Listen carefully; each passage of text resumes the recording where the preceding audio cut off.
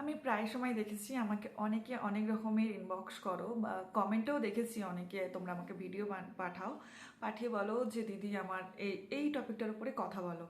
কালকে সেরকমই একটা দাদাভাইকে দেখলাম, হিন্দু দাদাভাইকে, যে আমাকে অ্যাকচুয়ালি একটা রাম মন্দির চুরি হয়ে যাওয়ার টপিকের উপরে কথা বলার জন্য রিকোয়েস্ট করেছে, যে এর সব হিন্দুরাই চুরি করেছে, এইগুলো নিয়ে একটা কিছু কথা বলো যাতে অন্ধভক্তদের চোখটা খোলে।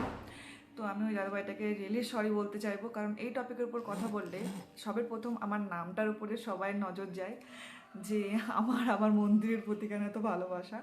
তো ওই জন্যে সত্যি কথা বলতে যদি কোনো একটা মুসলিমের নাম আসতো আমি ডেফিনেটলি কথা বলতাম এটা নিয়ে, যেহেতু সব হিন্দুদেরই নাম এসেছে, তাদের মন্দির তারা চুরি করেছে, আমার বাপের কি।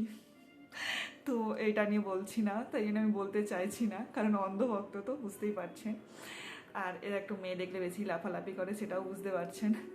আর কিছু কিছু মানুষ তো আছে, এটাও বুঝতে পারছেন যে প্রমোশনাল কমেন্টও করে, মানে বিজেপির কাছ থেকে পয়সা নিয়ে কমেন্ট করে। কারণ আমি দেখেছি প্রায় লোকের এতে কমন একটা কমেন্ট পাওয়া যায়, আর প্রায় লোকের এতে দেখেছি, মানে না হলে একটা কথা আমাকে বুঝিয়ে বলা যায় কি, যে একটা মানুষের কাছে এত টাইম কী করে থাকে। আমি তো ওই কমেন্টগুলো অর্ধেক, মানে প্রথম লাইন সেকেন্ড লাইনটা খুব জোর পড়ি, আর পড়তে পারি না, মানে এতটা টাইম আমার কাছে নেই। একটা মানুষ কতটা ফ্রি হলে এত বড় লম্বা চওড়া একটা লিখতে পারে আমি বুঝতে পারি না।